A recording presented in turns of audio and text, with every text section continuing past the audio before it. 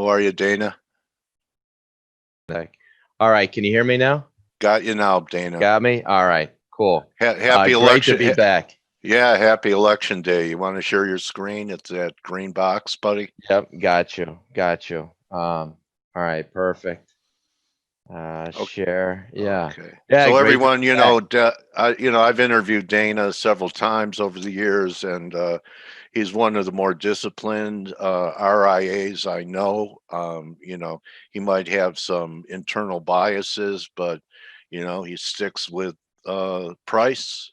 And really, Dana, the question I have is what's more important, the break we had last week or the 2-day recovery we're having now?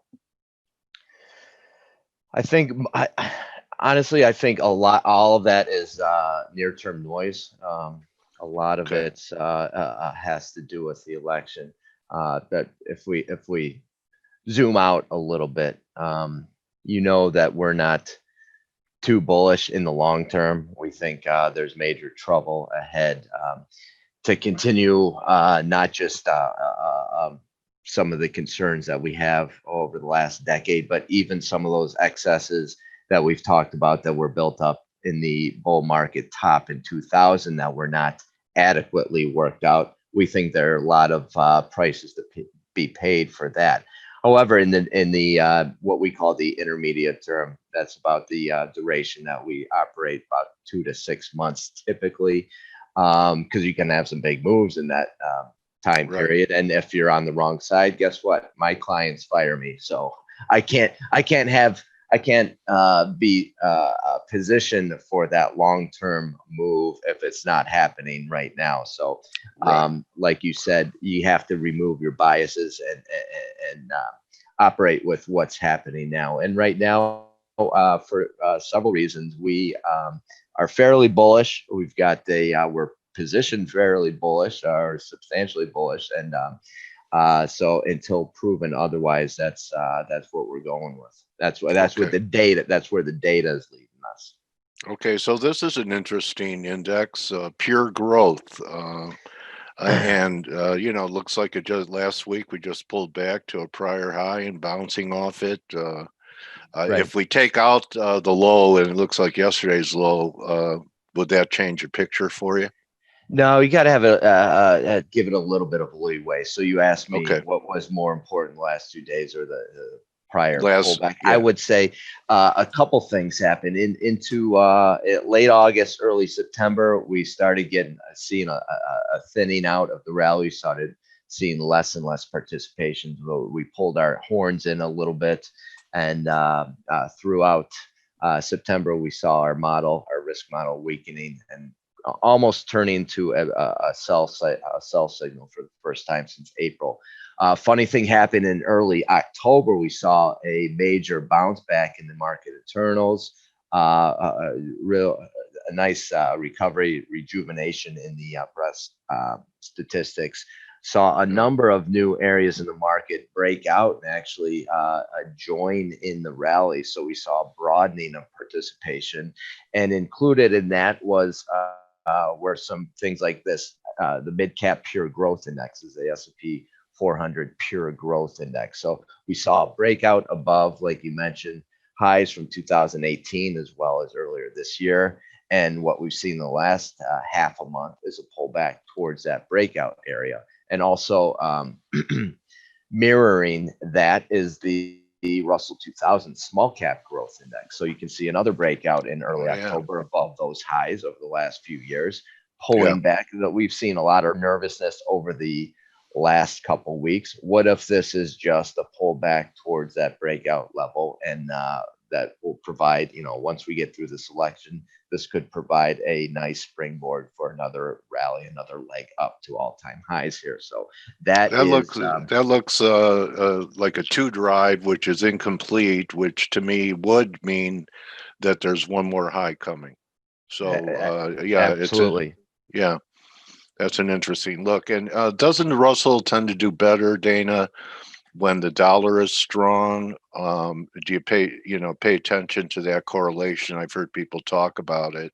On a relative basis, yeah. But we honestly, we don't pay too much attention to that because Okay. those types of relationships, as you know, they Yeah, they tend come and to, go. yes, exactly. And you can't Yeah. marry yourself to it if it's not working out. So Yeah. we'll what we do, we have a broader, top down approach, a market wide approach. But when it comes to investment selection, we'll zero in on each ticker, on each market, and judge that on its own merits. And So where uh, do you think most of the money is going? Probably what you're showing me now from the underperformance of Amazon and Microsoft, the FANG and MAGA names, which even on days when the market is strong seem to be lagging. mhm. People taking chips off the table because they're worried about higher capital gains taxes and moving into value too, um, or you know, cyclicals. it could be, but again, we don't really care why things are happening, only what. So Yeah, we've had some of the same relative strength leaders. We're all about concentrating our portfolios and whatever's working. So we've had a lot of the same things leading for a while: technology, healthcare, yeah, um, that type of thing. That, as you mentioned, have been lagging a little bit of late. So you look at stuff like software. But if you scroll out a little bit, we had a nice rally right up to some of the Fibonacci extension levels. Now we're just consolidating. The good thing is we can hold on to this stuff for a resumption of the rally, while other things starting to emerge, new relative strength leaders like materials, maybe, which rallied back, broke out to new highs, consolidating right now, maybe putting in storing up fuel for the next leg higher in the rally. Things like the internet, the Chinese internet. You look at yeah. something like the CQQQ, which has continued to make new highs. And I mean, there's not much. There aren't many charts better than this one. So Yeah. you see a rotation, like you mentioned, Mhm. but it's not necessarily a thing. We don't see necessarily technology and healthcare and those types of things falling by the wayside. They're pretty much consolidating constructively, in our view, even Yeah. as other sectors, other market segments are joining the party. So I think, from that standpoint, you have a very constructive environment of a number of good targets, a number of high relative strength type of targets, and even something like the gold miners, which had a great run. We're having a pullback, which is not unhealthy after a run that Right. we had. Right. Even going to, if I go to the XAU, you can see it even more clearly. We had a great run right up to that 61 retracement, from the Yeah. 2011 top. Yeah. Not unhealthy to pull back from here or consolidate like it's doing, and store some energy for the next leg higher potentially. So it's been a very good trading environment. You had some leaders off of that March low that led the way. Now you have a broadening array of participants, which makes for a good trading, a good investment environment, especially How for the. about the two most unloved sectors, which I think would be energy and banks? Yields Yeah. have ticked up, and that's helped the banks. And actually, yesterday, oil made a pretty important held in a pretty important level and spiked higher. I don't hear anyone saying that they want to roll into energy here. Yeah.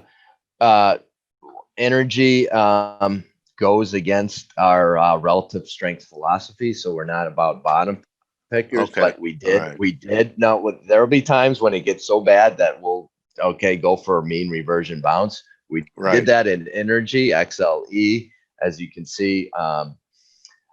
Pulled back. We had that initial low in early October, came yeah, back down, tested, undercut it, and then recovered that 78 retracement here on the yeah, XLE. So We did. We bought it back here, got a little bounce. We're almost stopped out, except that immediate recovery. So this looks good for a continuation of the near-term bounce. The first area we look at on the XLE certainly would be about that 3160-ish level. If we get above there, then we can start rallying more more earnestly from there. But this would be a mean reversion type of a trade for us. Okay. And I would say not our cup of tea, but does have further potential. Financials, we've been short this one off and on for a long time, trading it. It's worked out well for us as a hedge right now. XLF. Doesn't look bad. No, we trade all ETFs, so Yeah. I don't look at the commodities too much. But XLF running right into resistance here at 2460. We are not short this anymore, partly because of the rising interest rates. We're short bonds, and we think rates go higher, which should presumably help financials. If we get above 2460 decisively, then 26 is the line in the sand. Obviously, that's 61 retracement from the February top. It's about where we stopped out the last few times. If we get decisively above there, then we could see a nice rally in the banks and financial. I would not. It's not, again, this one's not our cup of tea from the long side, but I would not be wanting to short this one, especially if rates continue higher, which we think they do. How do you express a short bond position in futures and TBT, TLT? TBT. We are Okay. we're short. We're long the TBT, which is short the long bond. Right. We will be tempted to short the 10-year probably today. If I pull up a chart of the 10-year yield, we've got we're still testing the recent high around we'll call it 85 basis points, but sneakily Cracking we're through back the above that 200 day. day. Yes. Yeah. Now yeah. use that maybe the 82 81 82 basis points as support. The next shot higher, the next upside would be about 95 basis points. We could get there real quick, and eventually we've been looking for about 107 108 on the upside in the 10-year. I think we talked about it last time when I was on, and we've been in agreement about the prospects for higher rates in the 10-year. And the 30-year, looking for about I think it's about 185 would be the next upside target there. So I would concur with the prospects for upside targets. How about the prospects for a contested election and we don't have a result for weeks? What do you think? I don't have an edge in that. In terms of that analysis, obviously, like, what is your edge? Go ahead. Our edge is following objective quantitative market data. We've learned over the years, we've developed these models, quantitative models, over many decades, and we've learned that the market data, the quantitative objective data is much smarter than we are, because we're going to be still subject to human nature, which affects everybody. And really, that's our other edge, the fact that people are subjected to human nature and are going to make the wrong move at the wrong time, and that gives us an edge if we follow the objective data. So we have a systematic process that allows us to look at it cut and dry, black and white, what we should be doing, as opposed to being subjected to the whims of headlines and human nature and that type of thing. So as far as the election goes, go ahead, Dana. Yeah, we're not going to forecast what's going to happen. We don't have an edge as far as what's going to happen. More importantly, what the market's going to do in reaction to that. So fortunately, the market's probably the greatest discounting mechanism in the history of the world, and that's going to spit out whatever the data it spits out is what we're going to have to follow. And to the extent that the election or any other event is going to impact the market in a meaningful way, that's going to be reflected in the market data. So we're going to continue to follow that, and again, not try to forecast what's going to happen or guess how the market's going to react as a result of it. Okay, I'm not looking for a repeat of March with this new wave of COVID that's, causing lockdowns in Europe. And, Right. we were about a month behind Europe when it comes to lockdowns. But isn't there a possibility that even though stimulus is coming, that we could have a period with COVID getting worse over the winter? I actually think if we take out this week's lows and last week's lows in S&Ps, we could trade down to about 2,900 and then resume the bull market.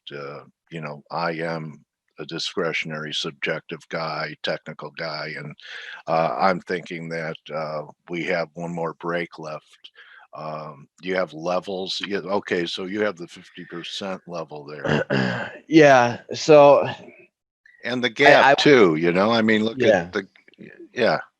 I, What do you I would think? say that, yeah, I would say there's certainly anything can happen if there's a Doesn't it possible look like Wile E. Coyote standing on the ledge? a Huh, little bit. buddy? So yeah, yeah. If we break All right. out, and if we break those levels, and certainly if we get, especially if we have a contested election, looks like it's going to drag out. Yeah. I don't see. I mean, we'll look back in 2016. You remember the overnight Yeah, breakdown we I had do. Yeah, limit before it down. reversed. Yeah. Carl Um, Icahn left the yeah. party and bought $1 billion Exactly. worth of futures that day. Yeah. Exactly. That could happen, and you could see prices moving quickly. I would say, as far as the S&P 500, we've said this a lot. The the more eyes, the more watched index or a ticker is, the more it's subjected to games and gamesmanship, and the more false signals it gets. So if we see lower lows, it doesn't bother me that much. Like the S&P, if we break down, actually that would run a lot of stops, and it would Yeah. probably be more healthy than maybe just sitting here on the ledge for a while. Yeah. That would make me more nervous sitting here for a while, as opposed to a swift break, maybe test the 200 a day, or even break that and test that 38 retracement around 30.50. Yeah. And then reverse. So, but Yeah. for now, Okay. we're not long the S&P 500. We've got a lot of other sectors that we like better, like that, like the small cap and the mid cap growth indices that I showed at the beginning. Now, is there a chance that those are false breakouts and we fail? Yeah, but we'll respond to that if that happens. I would say. How about the cannabis? Do you like cannabis, Dana? I do not dabble in the cannabis, nor do we dabble in the cannabis stocks. All No right, because judgment either way. all right, We will, we go wherever the data leads us, and that includes relative strength sectors. If it's showing up on our scans as a leader, yeah. then we'll go there. Once we have enough data to track that, because we're in ETFs, we don't pick single stocks. So once we have enough data to judge those types of things, like the new fads and whatnot, then we're happy to go there if it shows up on our scans. We don't. How about are discriminate. you guys starting to monitor? There is a crypto ETF, GBTC. Are you guys looking at any of the crypto Yeah, but space? yeah, we've been watching Bitcoin for. We have not invested in it at all, but we've been watching Because Bitcoin what I for several noticed years. last week, Dana, when everything was under pressure, Yeah, the relative strength was crypto. So yeah, I agree. other times when we've had precious metal weakness and Yeah, stock weakness, yeah, crypto succumbed, and yeah. it really held up well till yesterday. I thought it was interesting as well. And I think the key move was back here in I think it was July, broke that Yeah, downtrend from the top, consolidated, and then rallied over the last week. That we're seeing. I think we stopped in the upper 13,000s for a couple reasons. Obviously, the highs in Yeah, 2019, but that's also the 61 retracement from the top. So I think it's going to have some work to do to get through this. So I I wouldn't. love that line because actually before I saw your chart, I thought that if there was a bull market correction, we could pull back to around 9,000, and that would test the breakout. Yep. I would say right Interesting now line. you've Yeah. got if you're a bull, I Yeah. would be, if I'm conservative, I'd be waiting for maybe a test down around 11,005 to 700 before putting more allocation towards it. But I would say, yeah, it's definitely in a bull market right now. It's got some challenges though, right here in the upper Yeah. 13,000, 14,000 range before it gets going again in earnest. So it's got some challenges, but yeah, in the near term, certainly the benefit of the doubt to the upside. I would not be chasing it here though. Okay. So I don't know if you showed TBT. I'm curious as to your levels because I own it too from the 15 range, and I was looking for about 18. I'm wondering what you're thinking there. And then Yeah.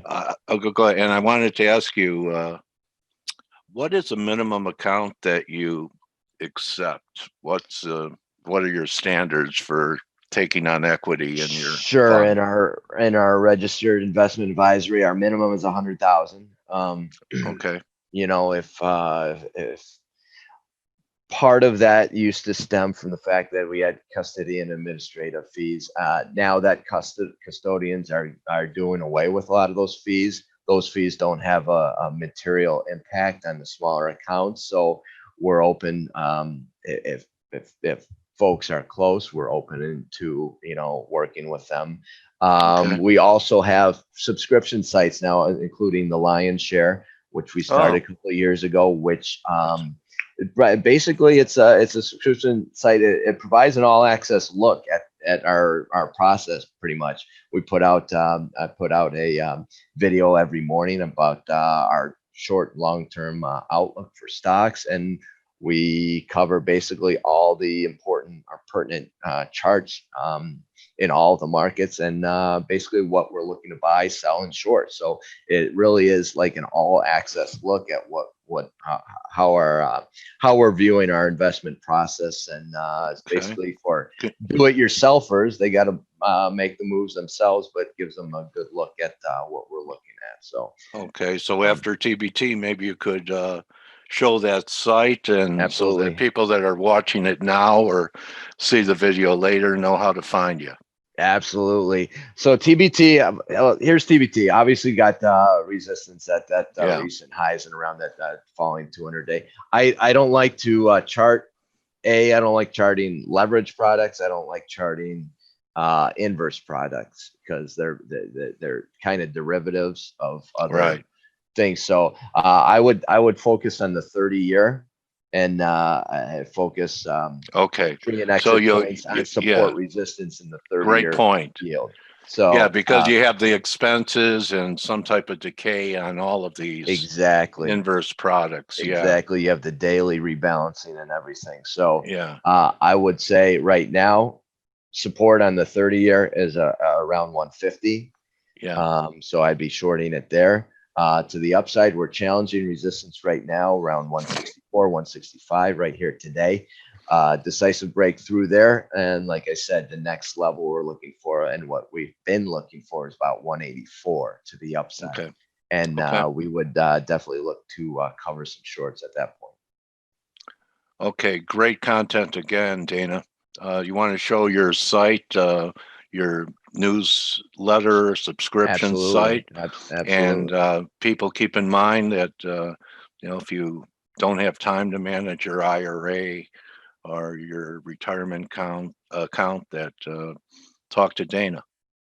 Okay, here, this is the Lyons share, that all access service we were talking You're gonna about. have to do a new share. You'll have to do a new share because Okay. I'm New share. seeing My yeah. bad. Yeah, It's okay.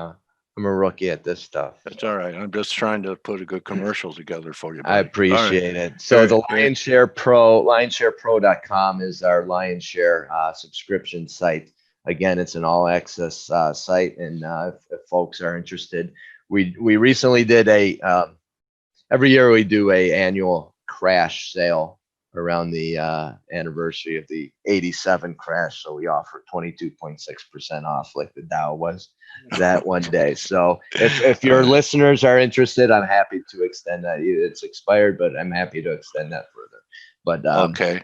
our registered investment advisory is called J Lyons Fund Management Incorporated, jlfmi.com.